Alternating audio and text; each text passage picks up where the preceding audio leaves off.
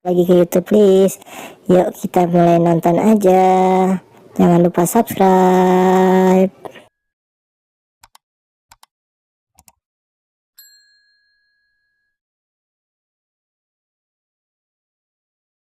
Satu minggu setelah serangan Quenberg di Eropa membuat identitas Peter Parker dalam keadaan krisis.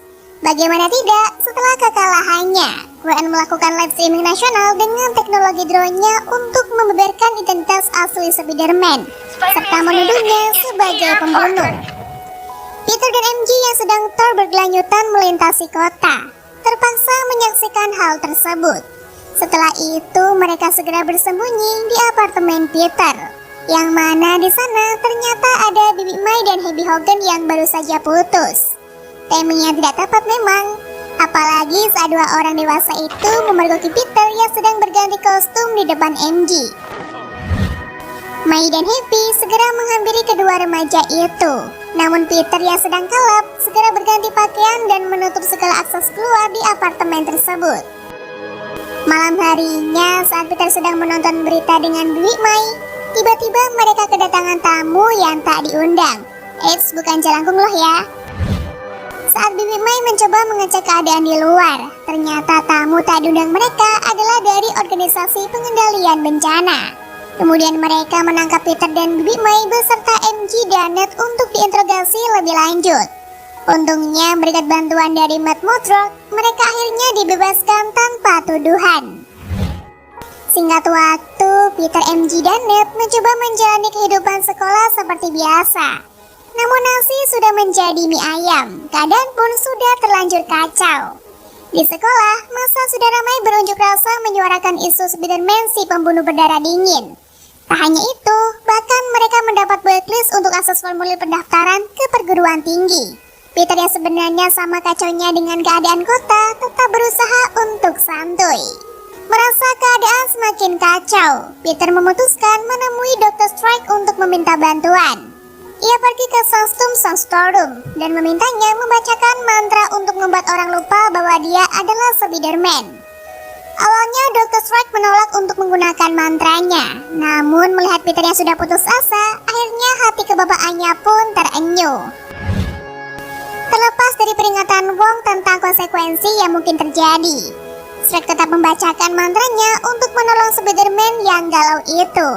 Namun mantra Dr. Strike tidak stabil dan rusak saat Peter dengan cerewetnya menyebutkan permintaan-permintaan konyolnya.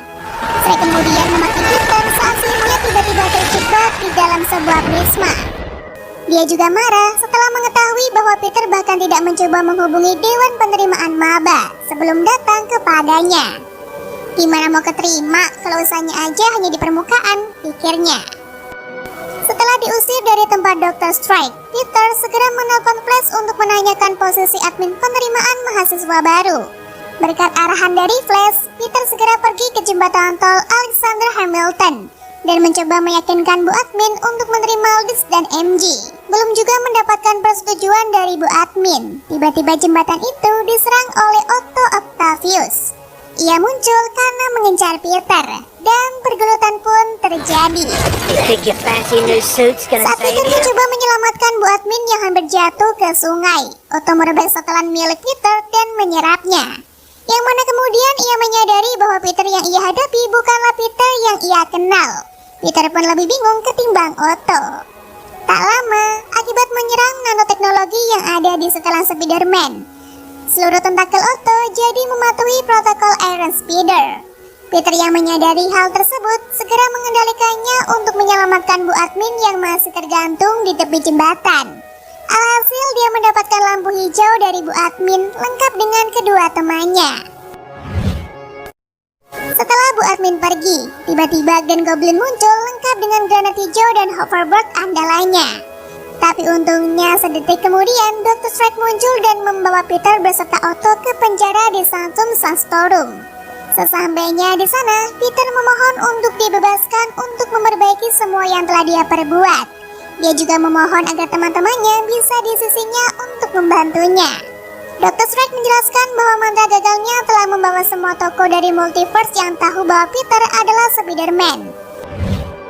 Dengan bantuan MJ dan Ned, Peter memutuskan untuk mencegah kemungkinan pengunjung lainnya datang. Suatu malam, saat mereka sedang beroperasi menggunakan setelan speeder Black, mereka tak sengaja menemukan Max Dillon dan Fleet Marco. Setelah perdebatan kecil, akhirnya mereka berhasil memasukkan keduanya ke dalam penjara Sanctum Sanctorum. Tak hanya itu, Dr. Strike juga telah berhasil menangkap Kurt Connors, si manusia kadal. Keesokan harinya, Peter melanjutkan pemburuannya. Kemudian dia mendapatkan panggilan dari Bibi May yang mengatakan bahwa Osborn sedang bersamanya di Fisk. Mendengar berita tersebut, Peter segera bergegas menuju ke TKP. Dikira akan menyerang Bibi May, ternyata Osborn datang untuk meminta bantuan Peter. Namun nampaknya Peter yang dihadapkannya bukanlah Peter yang dia maksud. Singkat cerita, Peter pun membawa Osborn ke Sanctum Sanctorum. Di Sanctum Sanctorum, saat para penjahat sedang memperdebatkan momen kematian mereka, tiba-tiba Dr. Strike muncul dengan membawa alat pengendali sihir. Strike ingin mengirim penjahat kembali ke alam masing-masing dan menerima takdir mereka. Namun Peter ingin membantu mereka sebelum mengirim mereka kembali untuk mencegah kematian yang tak ditakdirkan. Alhasil dia membebaskan para penjahat itu dan mengurung Dr. Strike di dimensi cermin. Don't do this. Ow. Kemudian Peter membawa semuanya ke apartemen milik Happy. Happy nggak tuh? Singkat cerita, Peter akhirnya berhasil menyembuhkan Otto dengan menggunakan teknologi Stark Industries untuk menggantikan chipnya yang rusak. Ketika penyembuhan dilakukan pada Osborn dan Dillon, pengaruh Green Goblin muncul dan mengambil alih Osborn sebelum penyembuhan dapat diselesaikan. Goblin kemudian memanipulasi Dillon untuk melepaskan perangkat yang dipasang Peter padanya untuk menyerang penjahat lainnya, sementara dirinya bertarung melawan Peter. Setelah itu, Goblin pergi dan menghujani tempat tersebut dengan granat hijaunya. Untungnya Peter dan Bibi May selamat dan hanya mengalami luka-luka yang bisa dibilang tak cukup parah untuk ukuran korban ledakan bom. Setelah meratapi segala sesuatu yang terjadi, mereka segera beranjak pergi dari tempat tersebut. Namun tiba-tiba Bibi May oleng tepat saat Peter menyadari bahwa alat pelontar jaringnya telah rusak. Peter mencoba memanggil ambulan, namun sepertinya momen tersebut adalah momen terakhir Bibi May bersamanya. Sementara itu, di sisi lain, rupanya MJ dan Les secara tidak sengaja belajar cara membuka portal menggunakan cincin sihir milik Dr. Strike yang dicuri Peter tempo hari. Akan tetapi mereka malah mendapati Peter Parker dari seri Spider-Man lain. Dan begitu juga saat percobaan kedua dilakukan. Hello?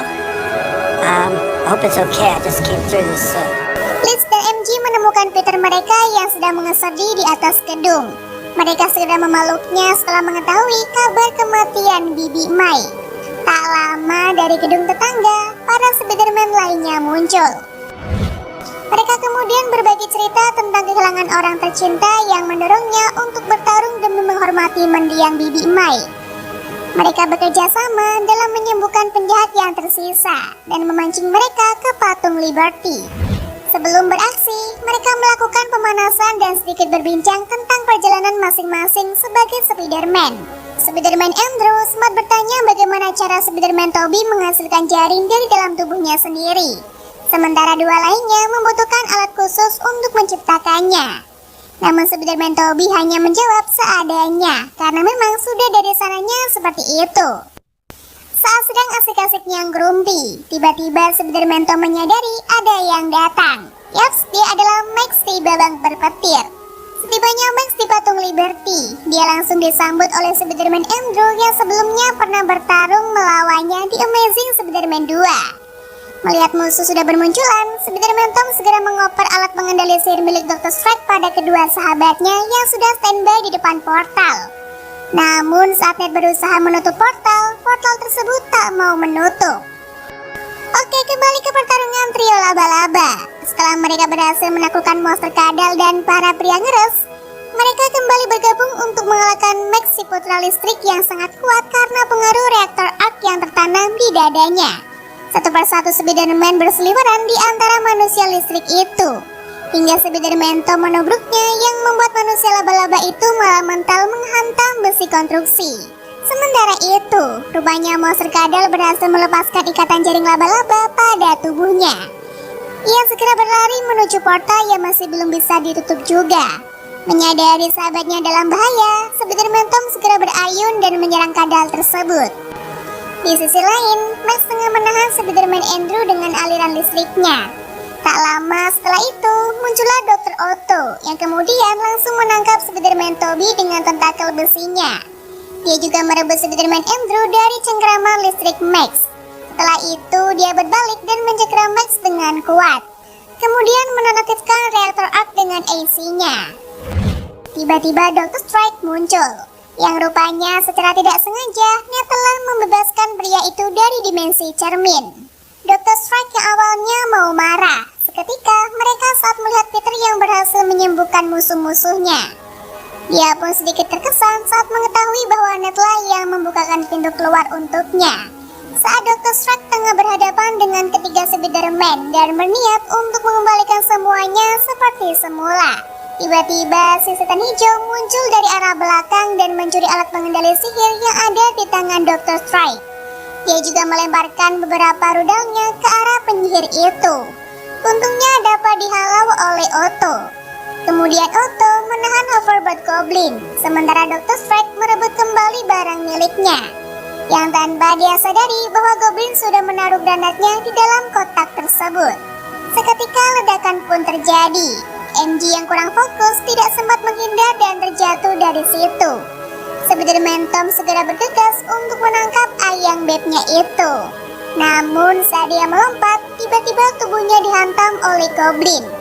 Melihat hal tersebut, Spiderman Andrew segera melompat untuk menangkap MJ. Sementara itu, Dr. Strike yang berhasil menahan ledakan tersebut dengan sihirnya, mencoba mengendalikan sihirnya yang pernah gagal. Namun sihirnya justru bertambah kuat dan meledak di tempat, yang mengakibatkan terciptanya goresan-goresan mangis di segala penjuru langit. Lantas membuat Dr. Strike mengeluarkan ajian pamungkasnya untuk memperbaiki kerusakan yang telah terjadi. Setelah memastikan MJ dan Ned baik-baik saja, Spiderman Tom yang marah bertarung dan berniat untuk membunuh Grand Goblin sebagai pembalasan atas kematian bibinya. Saat Goblin sudah kewalahan dan tak sanggup untuk melawan, Spiderman Tom berniat untuk menuncupkan hoverboard biadab yang ada di dekatnya pada setan hijau itu. Namun aksinya terhalang oleh Spiderman Tobey yang tidak ingin dirinya di dimensi lain berubah menjadi pembunuh.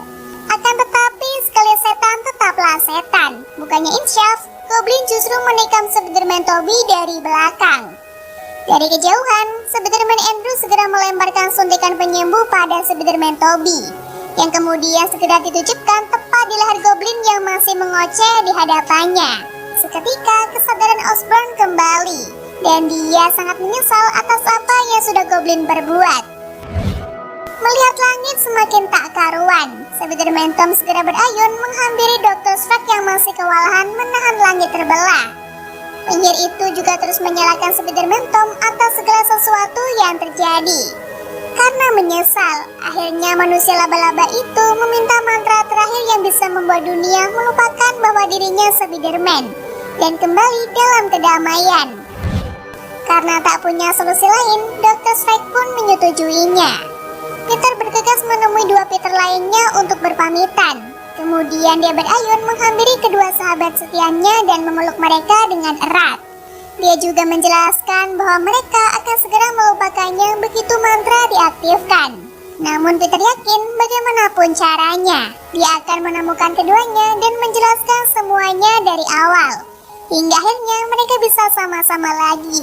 Oh, so sweet.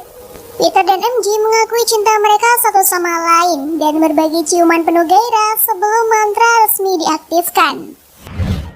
Satu persatu penjahat super maupun Spiderman kembali ke habitat mereka masing-masing. Dunia pun sepenuhnya lupa akan identitas asli Spiderman, dan Peter akhirnya bisa melanjutkan kehidupannya seperti biasa.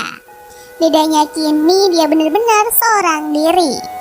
Singkat cerita, Peter mencoba untuk memperkenalkan kembali dirinya ke MJ dan Ned. Namun hal itu tak jadi dia lakukan saat mendapati bahwa kedua sahabatnya itu tengah menjalani kehidupan normalnya. Dia juga tak ingin nantinya mereka harus banyak menghadapi situasi berbahaya jika harus terlibat dengan dirinya lagi. Setelah membeli kopi, Peter memutuskan untuk mengunjungi makam Bibi Mai. Di sana dia tak sengaja bertemu dengan Happy, yang mana sekarang pria tersebut tidak mengenali identitasnya. Sepulangnya dari makam, Peter membuat setelan baru dari awal untuk melanjutkan kisah Spider-Man-nya.